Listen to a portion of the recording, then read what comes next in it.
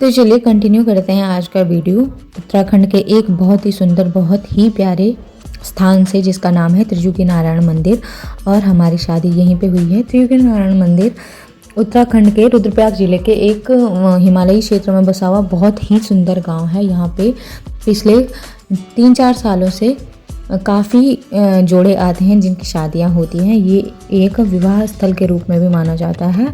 और यहाँ पर शिव और पार्वती की शादी हुई थी, तो ये माता पार्वती और शिव जी का विवाह स्थल भी माना जाता है। यहाँ पर आज भी वो वेदी उपस्थित है जो शिव और पार्वती की शादी के समय पे विराजित की गई थी। और यहाँ पर 3 युगों से निरंतर धुनी जलती हुई आ रही है, जो एक अखंड ज्योति के रूप में यहाँ पर विद्यमान है।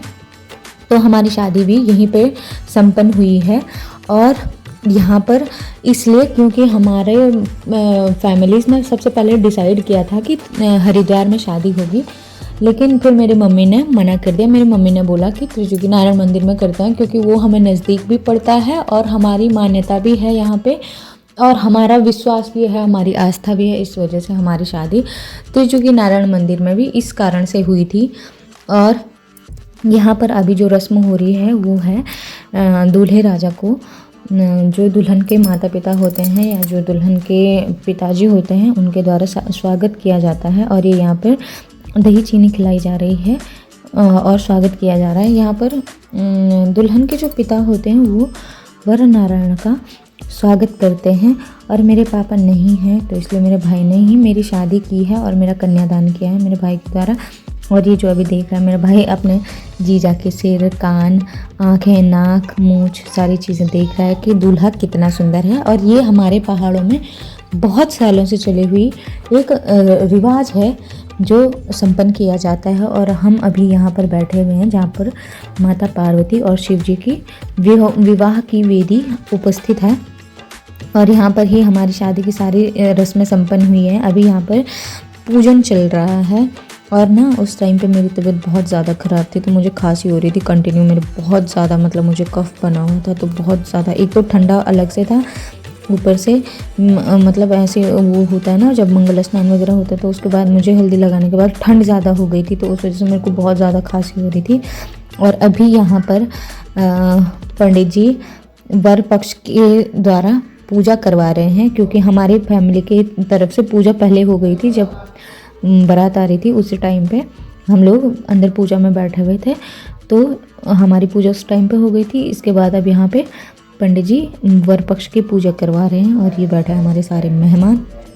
ज़्यादा मेहमान नहीं आए थे क्योंकि बहुत दूर का हो गया था, और हमारी शादी भी कुछ ऐसे ही कंडीशन में हुई थी कि ज़्यादा लोग ऐसे आए भी नहीं थे बाराती, क्योंकि मेरी सासू माँ उस टाइम पे एक्सपायर हो गई थी हमारी शादी से 3-4-5 महीने पहले, तो मतलब थोड़ा जल्दबाजी में ही शादी कराई गई थी। तो यही रीज़न था जिस वजह से मैंने इतनी जल्दी शादी किया, मैंने इतनी जल्दी शादी का फ़ैसला लिया था। और यहाँ पर अभी पंडित जी सभी लोगों को टीका कर रहे हैं, और मेरा भाई सभी जितने भी बाराती आए हुए थे सभी को दक्षिणा दे रहा था।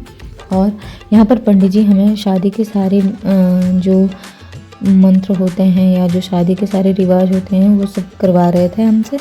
और यहाँ पर मेरे भाई ने संकल्प करवाया था, कन्यादान का संकल्प, क्योंकि मेरे पापा नहीं हैं, जैसा कि मैंने आपको पहले भी बताया। तो सारे जितने भी रिवाज हैं वो सब मेरे भाई ने ही निभाए हैं, सारे मेरे भाई ने ही किए हैं। कन्यादान में मेरे भाई के हाथों ही हुआ है। और अभी यहाँ पर हो रही है चोलिका रस्म, जिसमें एक सुहागन स्त्री जिसका कभी गर्भपात न हुआ हो उसके द्वारा ही ये रिवाज किया जाता है, ये विधि पूरी की जाती है। और अभी हमारी दीदी, ये मेरी बड़ी दीदी हैं, ये हमें टीका कर रही हैं। और इसके बाद यहाँ पर वो चोलिका रस्म जो आप देख सकते हैं वो मेरी दीदी कर रही है। अब मंदिर में थे, इतनी सारी व्यवस्थाएं थी नहीं, तो इसलिए यहाँ पर जैसा भी हुआ, मतलब जैसा पंडित जी ने बोला कि सूटेबल होगा वैसा ही किया गया है यहाँ पे सारी चीज़ें। और इसके बाद दीदी ने हमें आशीर्वाद दिया है। और अब होते हैं हमारा हवन शुरू, और इसके बाद हमारे फेरे होते हैं। तो फेरे से पहले यहाँ पे पंडित जी द्वारा हवन करवाया गया, और हमें 7 वचन जो होते हैं शादी के जो 7 वचन होते हैं उनके बारे में बताया गया था। हवन और छोली का रस्म होने के बाद यहाँ पर 7 फेरों के जो 7 वचन होते हैं पंडित जी वो बताते हैं। और यहाँ पर जो दुल्हन का भाई होता है उसके द्वारा खीलदान की रस्म पूरी की जाती है। इसमें दुल्हन का भाई दूल्हा और दुल्हन को खील देता है और पंडित जी हमें वो वचन सुनाते हैं जो हम लोग सुनते हैं, ऑब्जर्व करते हैं, और उसके बाद हम खीलदान की रस्म करते हैं। और ये भी एक संकल्प के रूप में ही माना जाता है। और खीलदान की रस्म होने के बाद यहाँ पे होता है फेरों का प्रोग्राम शुरू। और फेरों के टाइम पे दुल्हन आगे होती है। 3 फेरे जो होते हैं उनमें दुल्हन आगे रहती है। और उसके बाद जो फिर से पंडित जी कुछ पूजा कराते हैं, कुछ मंत्र उच्चारण करते हैं। और उसके बाद जो 4 फेरे होते हैं उनमें दूल्हा आगे रहता है। तो यहाँ पे अभी हमारे फेरों की रस्म हो रही है। फेरों की रस्म कंप्लीट होने के बाद यहाँ पर की जाती है दीपदान की पूजा, दीपदान की रस्म। और इसमें 7 दिए होते हैं जो दुल्हन के पैरों से और दूल्हे के हाथों से बुझाए जाते हैं। 6 दिए और 1 बचा रहता है। तो वो 7वां दिया अखंड ज्योति के रूप में हमेशा के लिए रखा जाता है, दिए में डाल दिया जाता है।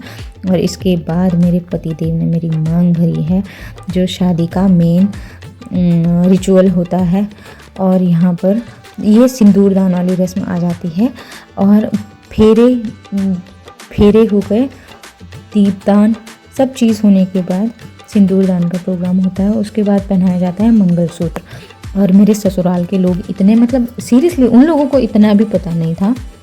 चलो हमारी तो पहली शादी थी तो हमें तो मतलब सही में इन सब चीज़ों का नॉलेज नहीं था, लेकिन मेरे ससुराल वालों को भी ये पता नहीं था कि मंगलसूत्र लेके जाना है। लेकिन वो लोग मंगलसूत्र तक लेके नहीं आए थे। इसके बाद होता है जो श्रृंगारदान आता है दुल्हन का। तो श्रृंगारदान में जितनी सारी चीज़ें होती हैं वो सारी चीज़ें दुल्हन को और दूल्हे को स्पर्श कराई जाती हैं। और यहाँ पर वही चल रहा था। और इस रस्म में बेदी के बाद दुल्हन जितने भी आर्टिफिशियल गहने होते हैं वो सारे उतार देती है। और यहाँ पर सोने के जितने भी गहने होते हैं दुल्हन को वो पहनाए जाते हैं, जो दूल्हे की तरफ से, दुल्हन की तरफ से जो दुल्हन को दिए जाते हैं वो सारे गहने दिए जाते हैं। और यहाँ पर अभी हमारा फ़ोटोशूट वगैरह चल रहा है। बाकी ये जो मैं अभी बता ही रही थी आपको कि जो श्रृंगारदान होता है तो उसमें जितना भी सामान होता है उसको स्पर्श कराया जाता है। और अब आती है हमारी जयमाला की बारी। तो जयमाला में हुआ ऐसा था कि मैंने तो अपने पतिदेव को बहुत आराम से, बहुत पोलाइटली माला पहना दी थी और उन्होंने पहन भी ली थी। लेकिन फिर मेरे भाइयों ने यहाँ पे जयमाला में बड़ा ही हड़कंप मचा दिया। उन्होंने मेरे को, दोनों ने उठा लिया था गोदी में और मुझे जयमाला पहनाने नहीं दी थी। तब फिर पीछे से मेरे पति का दोस्त है अमन, उसने उनको उठा दिया था और फिर इन्होंने भी मुझे जयमाला पहना दी थी।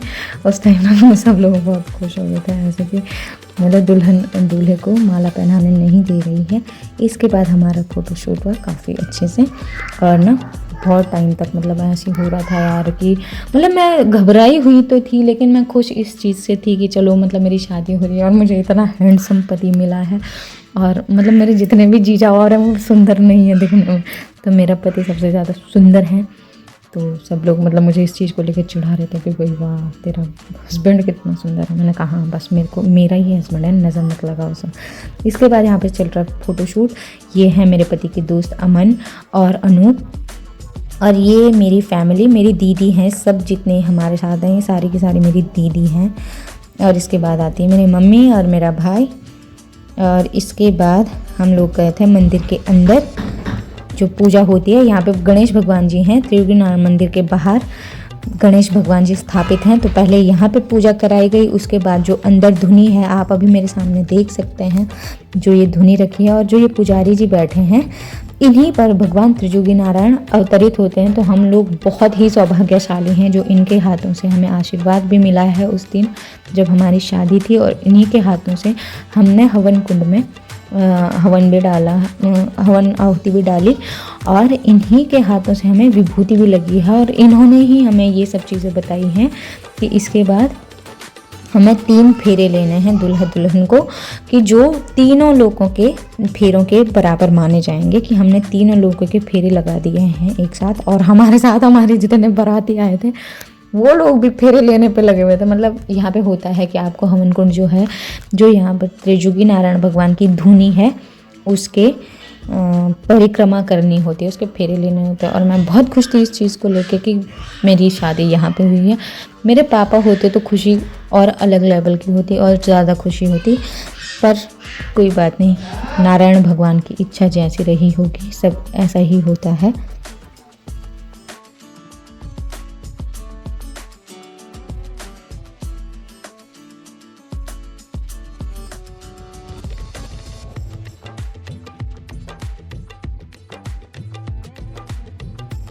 सब काम हो जाने के बाद हम लोग फ़ोटो शूट करवा रहे थे। इसके बाद हमें बोला गया था कि मंदिर की परिक्रमा करनी है, तो हमने बोला चलो ठीक है, पहले नारायण भगवान के मंदिर के आगे कुछ फ़ोटोज़ हो जाएं। तो यहाँ पे अभी सब लोग फ़ोटो खींच रहे हैं, जितने भी मतलब बाराती आए हुए थे, जितने भी वहाँ पे लोग थे, जितने मेहमान आए हुए थे, सब लोगों के साथ हमने फ़ोटो ली है।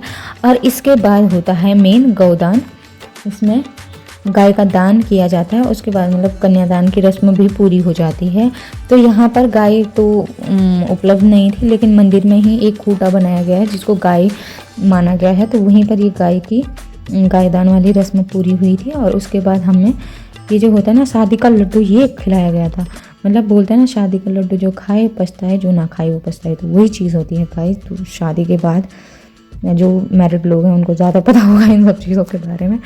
और अभी यहाँ पर संकल्प दिया गया है, पंडित जी के द्वारा आशीर्वाद दिया गया है हमें, और मुझे अखंड सौभाग्यवती का और मेरे पति को चिरंजीवी का आशीर्वाद दिया गया है भगवान त्रिजुगी नारायण के मंदिर में जो उनके पुजारी हैं उनके द्वारा। तो मैं काफ़ी खुश थी। इसके बाद होता है दोस्तों मंदिर से जाने का प्रोग्राम, और इसके बाद खाना खाने की तैयारी होती है। और मैं ना पिछले मतलब जब मेहंदी थी उसी दिन खाना खाया था, तो उसके बाद अगले दिन पूरे दिन भर मेरा फास्ट था, उपवास था, तो मैंने खाना नहीं खाया था और शाम तक बहुत भूख लग गई थी। तो दोस्तों अब आ चुकी है वो घड़ी जब एक लड़की अपने परिवार को छोड़ के किसी दूसरी फैमिली में जाती है। मैं मतलब इस चीज़ का मुझे दिन भर बिल्कुल भी नहीं था कि शाम को मेरी विदाई होनी है। और यहाँ पर मेरी बीना दीदी ये सबसे ज़्यादा रो रही थी, तो इसकी वजह से मुझे भी रोना आ गया। फिर मुझे अपनी मम्मी को देख के भी अजीब हुआ, तो फिर मुझे मम्मी को देख के भी रोना आ रहा था। और मेरी मम्मी मुझे आज भी डांट रही थी कि तू ऐसे रो रही है, अब तेरा ससुराल इतना नज़दीक है तो फिर भी रो रही है। और दीदी और भी मुझे समझा रहे थे कि रोना नहीं है, शादी सबकी होती है, सबको ही ससुराल जाना होता है। और मेरी फ्रेंड मुझे देख के हंस रही थी, दोनों की दोनों। तो यहाँ पे एंड होती है हमारी शादी की ब्लॉग, और कंटिन्यू मैं आपको अपने ससुराल के ब्लॉग्स नहीं दिखा सकती हूँ क्योंकि जो वो पेन ड्राइव है ना वो सपोर्ट नहीं कर रही है अभी। तो जब तक करेगी मैं आपको ब्लॉग ज़रूर दिखाऊंगी। मिलते हैं नेक्स्ट ब्लॉग में। Bye bye.